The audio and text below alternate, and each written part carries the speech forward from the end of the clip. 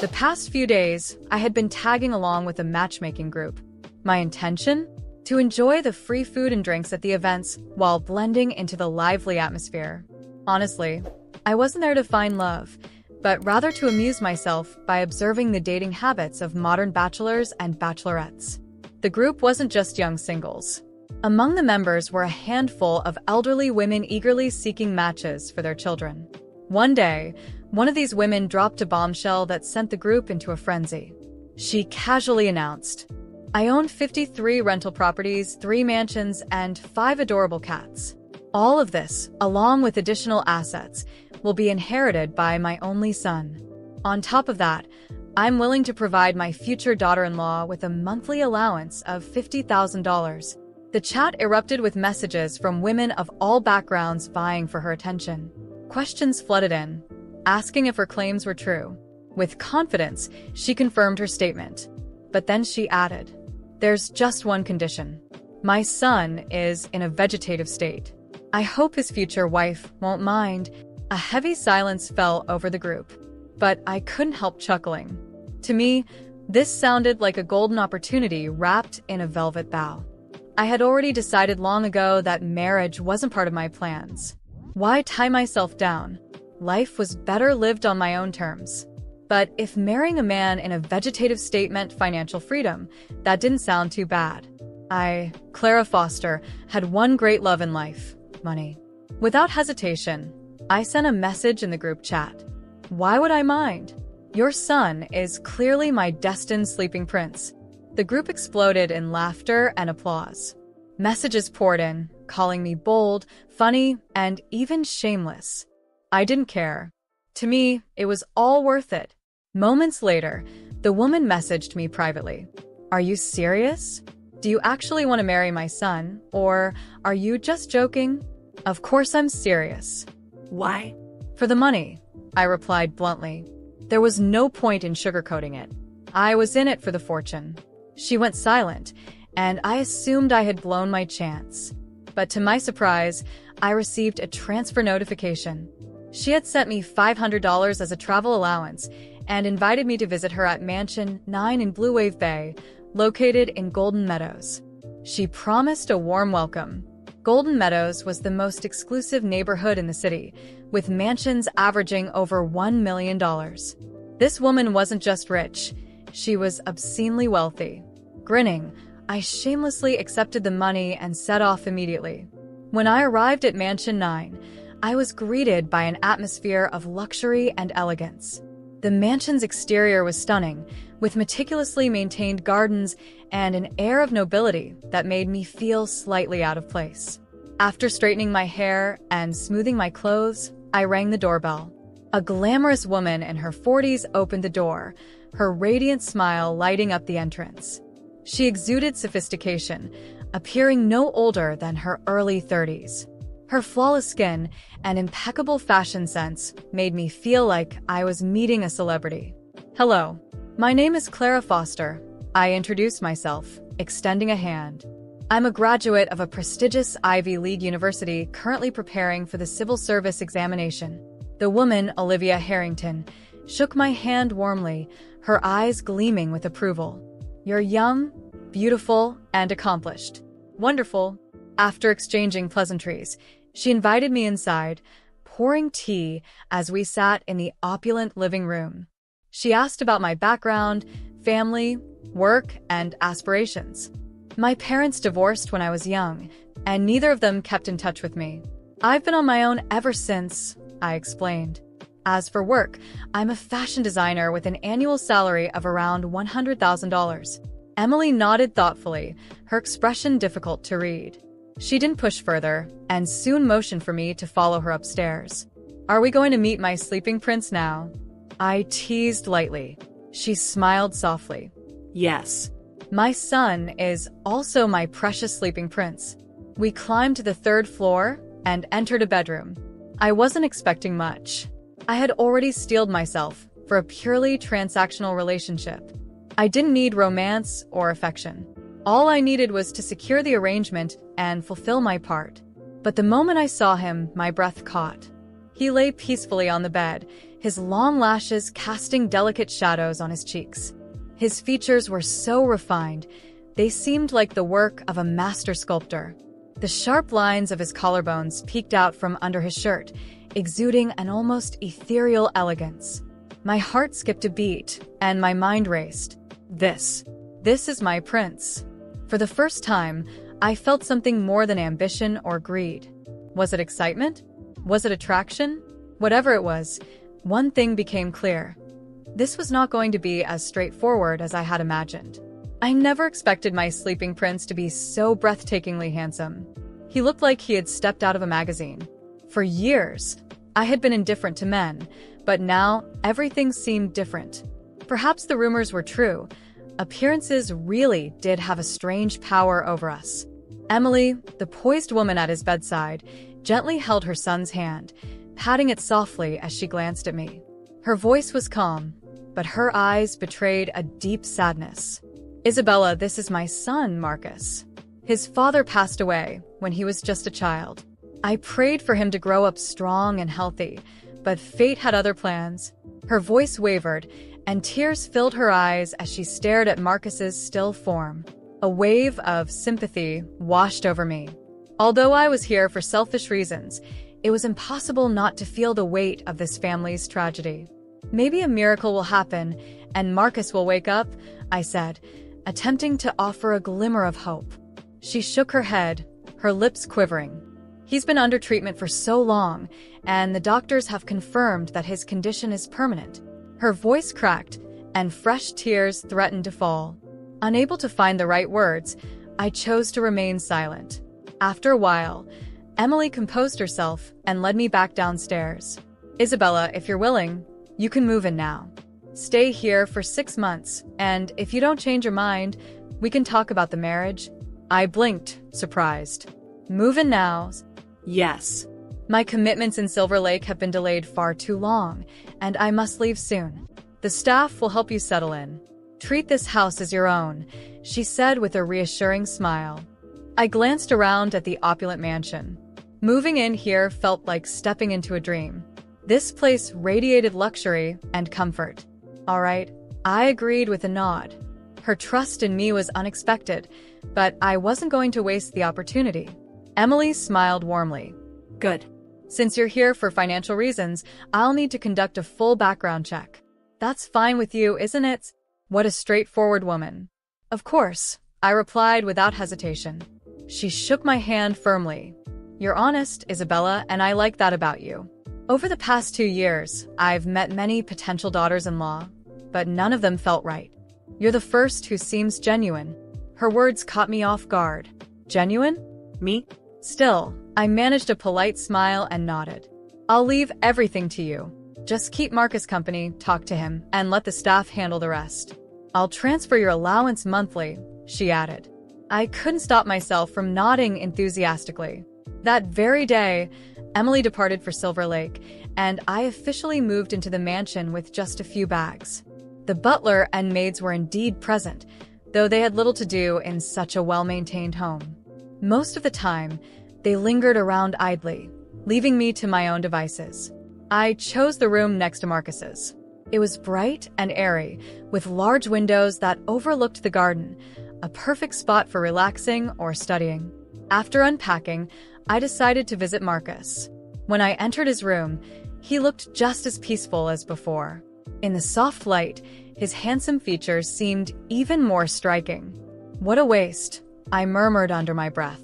A prince like you doesn't belong in this state. Taking a seat by his bed, I introduced myself with a small grin. Hello, Mr. Marcus. It's a pleasure to meet you.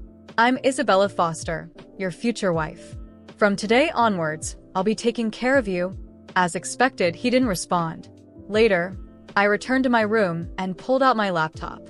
Curiosity got the better of me, and I started researching vegetative states. I learned there were 3 types. One where patients had minimal consciousness, another where they could open their eyes subconsciously but remained unaware, and the last, a permanent vegetative state, where no consciousness remained at all. Unfortunately, Marcus fell into the 3rd category. I also looked into the chances of recovery. While there were cases of miraculous recoveries, They were incredibly rare, 1 in a million, at best. Techniques like stimulation and massage could offer slight improvement, but the odds were practically non-existent. With a sigh, I closed the laptop. A 1 in a million chance was as good as no chance at all. A faint cough startled me, pulling me from my thoughts. The cough had startled me, but I dismissed it as a coincidence. Perhaps one of the staff had been passing by, and I had simply overreacted. Still, the unease lingered. The next day, I woke up early and decided to visit Marcus again. His room was as silent as ever, and he lay there, motionless, with the same serene expression. I sat by his side, observing his face for a long moment. It was hard to believe that someone so incredibly beautiful could be trapped in a body without consciousness. Hesitantly, I took his hand and spoke softly. "I know you can't hear me, but I hope, in some way, you can feel that I'm here." I brushed my fingers across his forehead, a reflexive gesture, and was struck by the smoothness of his skin. "You don't deserve this," I muttered, more to myself than to him. "I know I'm here for selfish reasons. I'm doing this for the money. But maybe, in some way, this is better than nothing. Maybe you know, deep down, that someone is here for you." Over the following days, my routine began to revolve around Marcus. In the mornings, I would visit him, talk about mundane things, and read aloud from whatever book I could find in the house. In the afternoons, I took time for myself, strolling through the gardens or attempting to study, though my thoughts often wandered. At night, before bed, I would stop by his room for a brief goodnight conversation.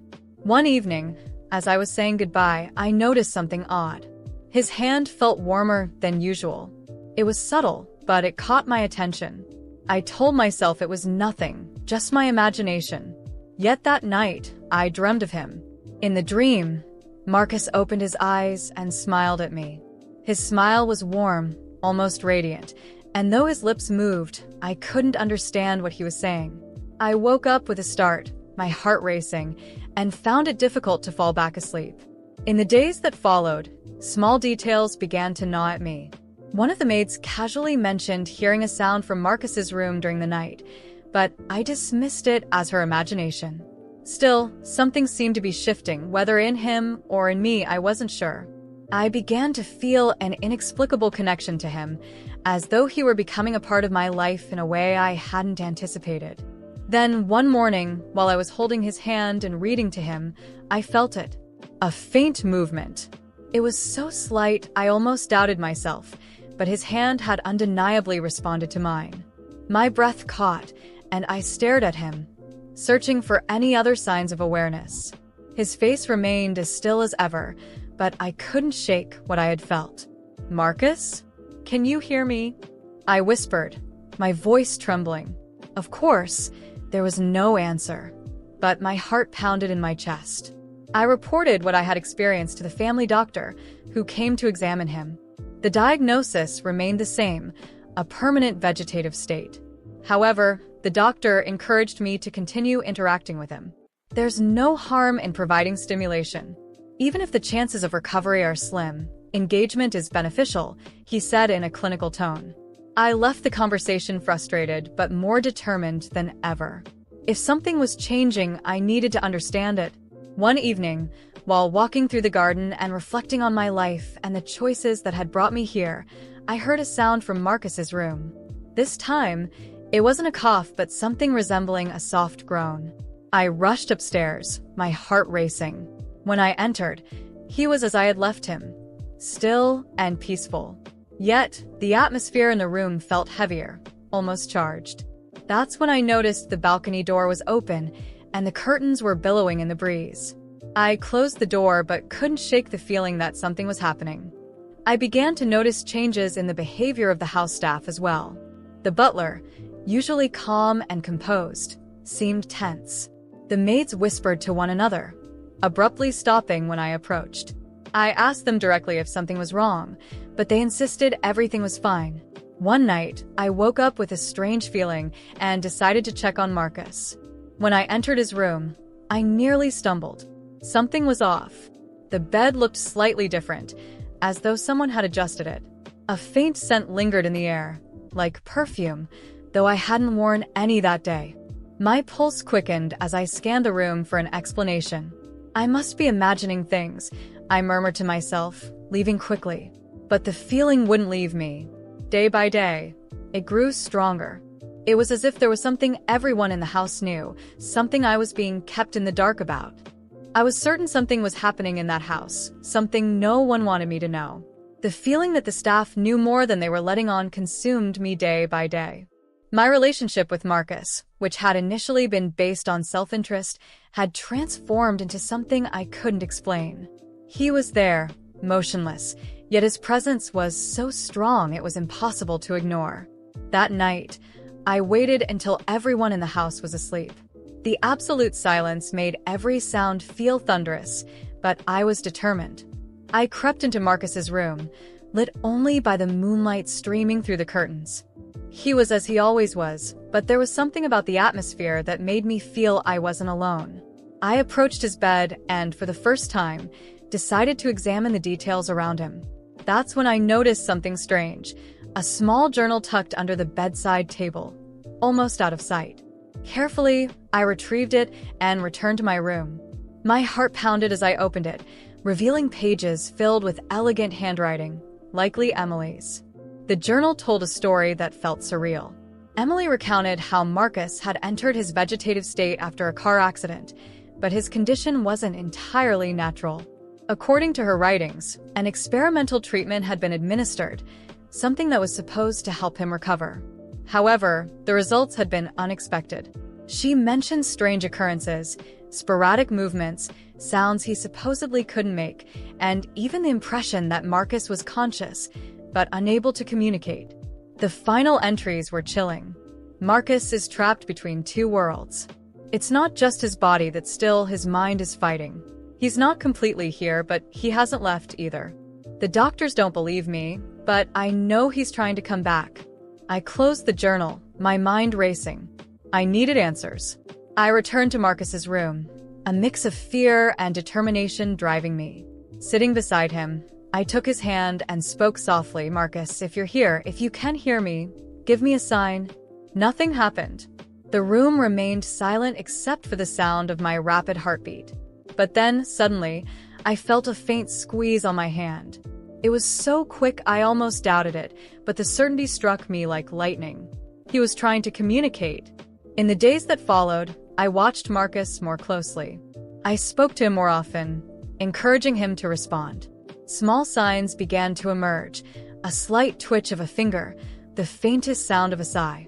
I knew something was changing.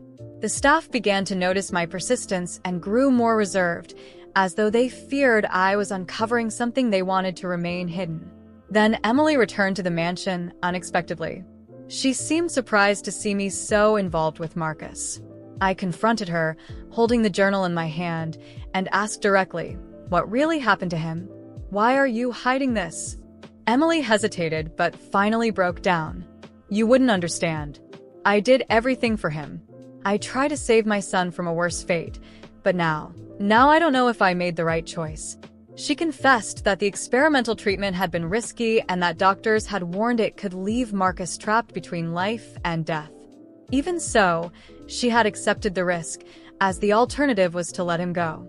Her admission shook me, but it also steeled my resolve. If there's any part of Marcus still here, I'm going to bring him back, I promised. In the months that followed, I poured all my energy into helping Marcus recover. I read to him, played music, and encouraged Emily to hire specialists to evaluate new therapies. It was a slow, frustrating process full of moments of doubt, but gradually the signs of progress became undeniable. One day, as I held his hand and spoke about the garden, he squeezed my hand again, this time with enough strength to leave no doubt. Tears streamed down my face as I whispered, "You're coming back, Marcus." "I know you are." The progress was gradual but undeniable. After months of effort, Marcus opened his eyes for the first time. The moment was brief, but it was filled with meaning. His gaze met mine, and for a second, it felt as though everything around us had stopped. He tried to speak, but only a raspy sound came out. Even so, it was enough to fill me with hope. Emily wept with relief at seeing her son finally show signs of consciousness. The mansion, once so silent, became a place of renewed energy. The doctors were astonished, calling it a miracle. But I knew it wasn't just luck. It was Marcus's fight and the connection we had somehow built. In the end, I realized my initial motivation for being there had disappeared. The money no longer mattered. I was there for Marcus, for the person he was, and the life he still had ahead of him. As he continued to fight, I promised to stay by his side, not because I had to, but because I wanted to. What had begun as a cold agreement had turned into something real. Marcus was coming back, and I knew that together, we could face anything.